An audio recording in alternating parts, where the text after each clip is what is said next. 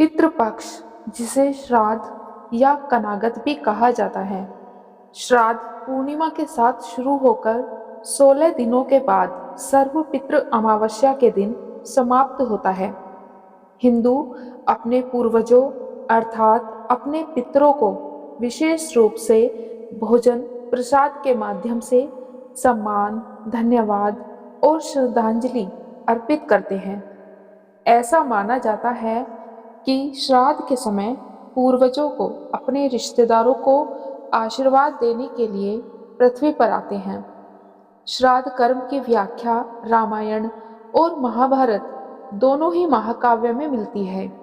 महाभारत महाकाव्य में बताया गया है कि कौरव और पांडवों के बीच युद्ध समाप्ति के बाद जब सब कुछ समाप्त हो गया, तब दानवीर कर्ण मृत्यु के बाद स्वर्ग पहुँचे। उन्हें खाने में सोना, चांदी और गहने भोजन की जगह परोसे गए। इस पर उन्होंने स्वर्ग के स्वामी इंद्र से इसका कारण पूछा। इंद्र ने कर्ण को बताया कि पूरे जीवन में उन्होंने सोने, चांदी और हीरो का ही दान किया, परंतु कभी भी अपने पूर्वजों के नाम पर कोई भोजन नहीं दान दिया। कर्ण ने इसके उत्तर में कहा कि उन्हें अपने पूर्वजों के बारे में कोई ज्ञान नहीं था, अतः वे ऐसा करने में असमर्थ रहे। तब इंद्र ने कर्ण को पृथ्वी पर वापस जाने की सलाह दी, जहां उन्होंने इन्हीं 16 दिनों के दौरान भोजन दान किया तथा अपने पूर्वजों का तर्पण किया, और इस प्रकार दानवीर कर्ण पितृ ऋण से मुक्त हुए। एक और अन्य पौराणिक कथा के अनुसार जोगे तथा भोगे 2 भाई थे। दोनों अलग अलग रहते थे। जोगे धनी था और भोगे निर्धन था। दोनों में बहुत ही प्रेम था। जोगे की पत्नी को धन का अभिमान था, किंतु भोगे की पत्नी बड़ी सरल हृदय थी। पितृपक्ष आने पर जोगे की पत्नी ने उससे पितरों का श्राद्ध करने के लिए कहा, तो जोगे इसे व्यर्थ का कार्य समझकर टालने की चेष्टा करने लगा, किंतु उसकी पत्नी समझती थी कि यदि ऐसा नहीं करेंगे तो लोग बातें बनाएंगे। फिर उसे अपने मायके वालों को दावत पर बुलाने और अपनी शान दिखाने का यह उचित अवसर लगा।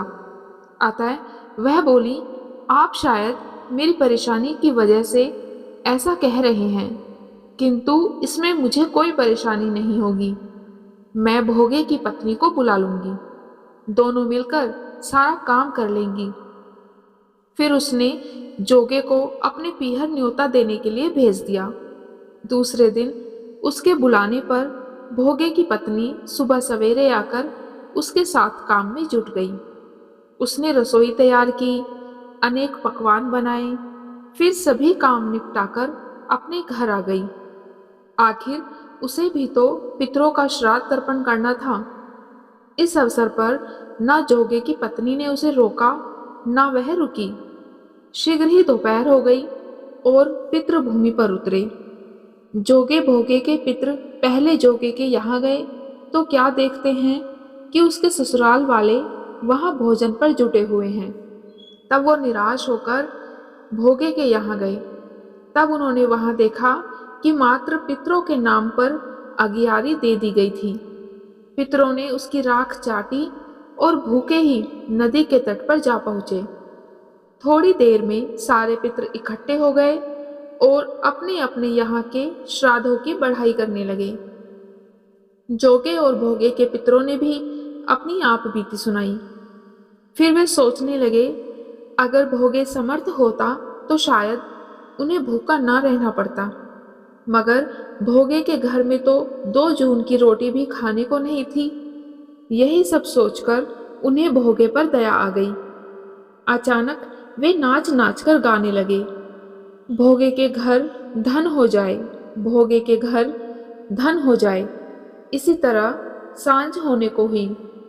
भोगे के बच्चों को कुछ भी खाने को नहीं मिला था। तब उन्होंने अपनी माँ से कहा कि माँ, बहुत जोरों से भूख लगी है। तब उन्हें टालने की गरज से भोगे की पत्नी ने कहा, जाओ, आंगन में होदी औंधी रखी है, उसे जाकर खोल लो और जो कुछ मिले उसे बांटकर खा लेना। जब बच्चे आंगन में पहुंचे तो वहां क्या देखते हैं कि होदी मोहरों से भरी पड़ी है। वे दौड़े दौड़े अपनी माँ के पास पहुंचे और उसे सारी बातें बताई। आंगन में आकर भोगी की पत्नी ने यह सब कुछ देखा तो वह भी हैरान रह गई और इस प्रकार भोगी भी धनी हो गया। मगर धन पाकर वह घमंडी नहीं हुआ।